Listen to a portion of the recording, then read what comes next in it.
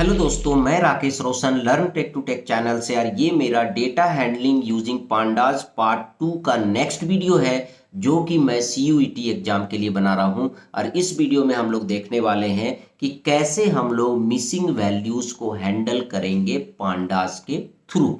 ठीक है, यहाँ पर मैं आपको बता दूं कि मिसिंग वैल्यूज को हैंडल करना ये बहुत ही इंपॉर्टेंट टॉपिक है, खास करके डेटा एनालिसिस के लिए। तो चलिए इस वीडियो को स्टार्ट करने से पहले जस्ट मैं आपसे रिक्वेस्ट करता हूं कि अगर अभी तक आपने मेरे चैनल को सब्सक्राइब नहीं कर रखा तो सब्सक्राइब कर लें और बगल में जो बेल है उसे जरूर क्लिक करें, जिससे मेरे जितने भी नए वीडियोस हैं उनके नोटिफिकेशन आपको मिलता रहे। तो चलिए स्टार्ट करते हैं। तो दोस्तों, सबसे पहले तो ये समझते हैं कि मिसिंग वैल्यूज को हैंडल करना क्यों जरूरी है, क्योंकि इससे रिलेटेड भी बहुत सारे क्वेश्चन पूछे जा सकते हैं। जैसे सपोज दैट आपके पास किसी भी ऑर्गेनाइजेशन के एम्प्लॉयज का डेटा है। ठीक है, किसका डेटा है? एम्प्लॉयज का डेटा है। ठीक है, अब उस डेटा में सपोज दैट कुछ मिसिंग है। जैसे सभी एम्प्लॉय का सैलरी है, ठीक है, बट कुछ ऐसे एम्प्लॉय है जिनका सैलरी नहीं लिखा हुआ है। ठीक है, या फिर कुछ ऐसे एम्प्लॉय है जिनका डेट ऑफ बर्थ नहीं लिखा हुआ है।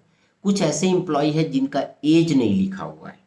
ठीक है, हो सकता है कि कोई एम्प्लॉय अपना एज को डिस्क्लोज नहीं करना चाहे, हो सकता है कोई एम्प्लॉय अपना सैलरी को डिस्क्लोज ना करना चाहे। तो वहां पर क्या है, एम्प्लॉय का डिटेल तो है बट उसका सैलरी, एज या और कोई फील्ड नहीं है। ठीक है, मतलब मिसिंग है।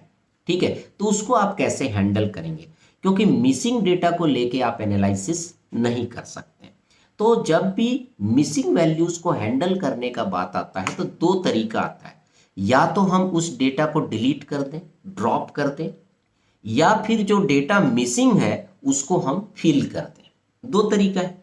ठीक है, जैसे सपोज दैट किसी एम्प्लॉय का सैलरी जो है वहां पर मेंशन नहीं है, तो दो तरीका है। या तो हम उस एम्प्लॉय का डेटा ही वहां से हटा दें, या फिर उसके सैलरी के जगह हम कुछ अपने से एज्यूम करके सैलरी डाल दें।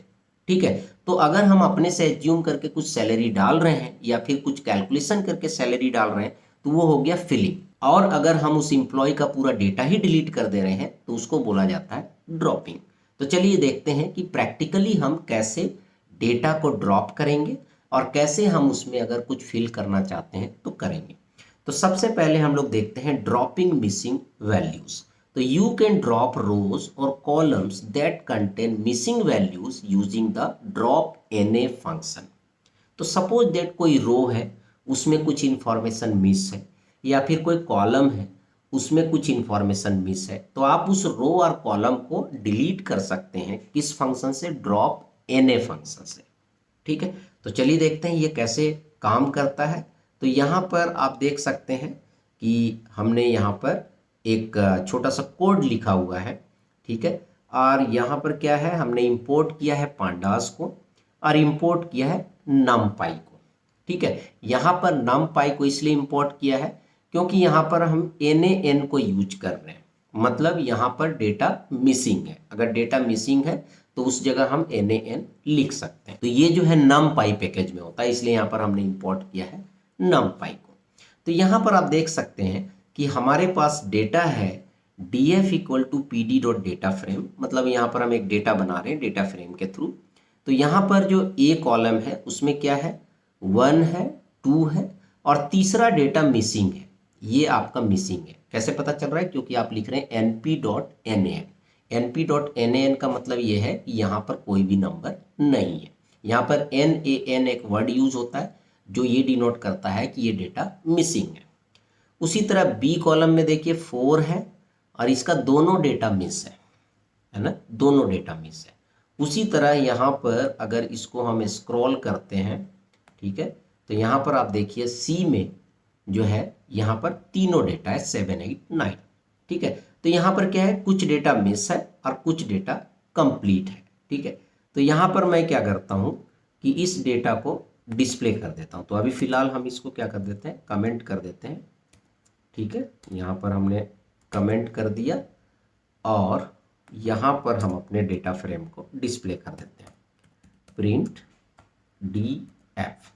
तो पहले देख लेते हैं कि हमारा डेटा फ्रेम कैसे डिस्प्ले हो रहा है। तो ये हमारा डेटा फ्रेम है 147। ठीक है, और यहाँ पर 2 nan 8 और nan 9। तो जहाँ nan लिखा हुआ है इसका मतलब वहाँ डेटा मिसिंग है। ठीक है, अब यहाँ पर ड्रॉप करने का क्या तरीका है कि उसके लिए आपको लिखना है df.drop_na। तो ड्रॉप एन जब आप लिखेंगे ना तो ऑटोमेटिकली जहां पर मिसिंग डेटा है, जैसे ये डेटा मिसिंग है, ये डेटा मिसिंग है, तो उसको डिलीट कर देगा वो, है ना, उसको डिलीट कर देगा और फिर उसे स्टोर कर देगा df_drop में। और फिर हम उसको यहाँ पर क्या कर रहे हैं, डिस्प्ले कर दे रहे हैं। तो चलिए देखते हैं कि ड्रॉप करने के बाद ये किस तरीके का रिजल्ट देगा। तो यहाँ पर मैं इसे हटा देता हूँ, ठीक है, और फिर मैं यहाँ पर डिस्प्ले करता हूँ। तो यहाँ पर मैं ओरिजिनल डेटा फ्रेम को डिस्प्ले कर रहा हूँ और यहाँ पर ड्रॉप होने के बाद डिस्प्ले कर रहा हूँ। तो अब मैं इसे रन करता हूँ तो आप देख सकते हैं कि पहले हमारे पास 3 रो था, पर चूंकि ये जो 2 रो है इसमें NaN था, डेटा मिसिंग था, तो इसने क्या किया, इन दोनों रो को डिलीट कर दिया और यहाँ पर बस अब एक रो बच गया 1.0, 4.0 और 7। ये तो हो गया कि अगर आप मिसिंग डेटा वाले रो को डिलीट करना चाहते हैं। अब सपोज डेट कि मुझे डेटा को डिलीट नहीं करना है ना, जहां पर डेटा मिसिंग है उसे डिलीट नहीं करना है, बल्कि उसमें कुछ मीनिंगफुल डेटा फिल करना है। तो हम कैसे करेंगे, तो उसके लिए हम लोग यहाँ पर यूज करेंगे फिलिंग मिसिंग वैल्यूज, और उसके लिए जो फंक्शन है वो है फिल एन। उसके लिए क्या है, फिल एन। तो you can fill missing values with a specified values or with a calculated value using the fill NA function. तो यहाँ पर आपको सोचना पड़ेगा कि वहाँ पर मुझे क्या फिल करना है। जैसे मैं एग्जांपल लेता हूँ कि इम्प्लॉयज का एज है, अब 2-4 लोगों ने अपना एज वहाँ पर नहीं डाला है, ब्लैंक है, तो हम चाहते हैं वो डेटा हम नहीं डिलीट करेंगे। तो हम क्या करेंगे, सभी लोगों का जो एज है उसका मीन निकाल लेंगे, एवरेज निकाल लेंगे, और उस एम्प्लॉय का जो एज मिसिंग है वहां पर वो एवरेज एज हम लिख देंगे। तो ये भी एक तरीका हो सकता है। उससे हो सकता है कि आपका फाइनल जो आउटपुट आएगा उसमें कोई फर्क नहीं पड़ने वाला है, ठीक है। तो इस तरह से आप कर सकते हैं, ठीक है। जैसे सैलरी भी है, 2-3 लोगों ने सैलरी अपनी नहीं बताई है, तो सभी लोगों का जो एवरेज सैलरी है वो हम वहां पर डाल देंगे।